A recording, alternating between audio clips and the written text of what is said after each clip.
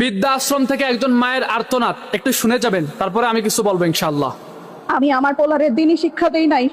আমি আমার পোলারে বড় করণের লাইগা খালি পড়ালেখাই করাইছি, দিনই শিক্ষা দেই নাই, আখলাকের শিক্ষা দেই নাই।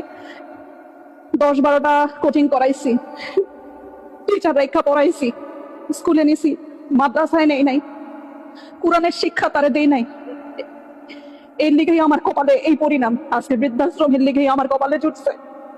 যদি আল্লাহ শিক্ষা দিতাম তাইলে তাইলে আজকে আমার এই অবস্থা হইতো না। জীবনে কোনোদিন দেখছেন কোন আলেম গো বাপ মা বৃদ্ধাশ্রমে গেছে?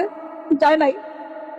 কোন আলেমের বাপ মা বৃদ্ধাশ্রমে যায় না, যায় আমগো মতো যারা বাপ মা স্বশিক্ষায় শিক্ষিত কইরা উচ্চতর ডিগ্রি দেই, তাগো পোলাপানরাই একসময় বড় হইয়া চক্ষু ফুইটা যায়, আর তাগো পোলাপানরাই বাপ মারে পাঠায় বৃদ্ধাশ্রমে।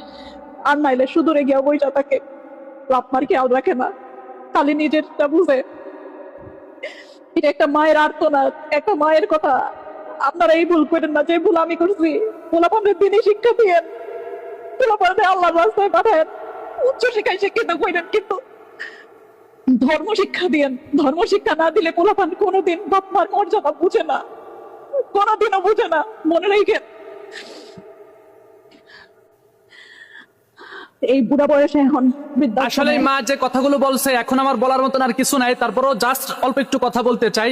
এই মা যে কথাগুলো বলেছে 100% কথাগুলো সত্য। আজ পর্যন্ত আপনারা একটাও দেখাইতে পারবেন না যে একজন আলেম বা একজন হুজুর তার মা বাবাকে বৃদ্ধাশ্রমে রেখে আসছে। কিন্তু এমন অসংখ্য ব্যক্তি আছে যারা বড় বড় ডিগ্রি অর্জন করছে, বড় বড় শিক্ষিত মানুষ, কিন্তু তাদের মা বাবাকে তারা বৃদ্ধাশ্রমে রেখে আসছে।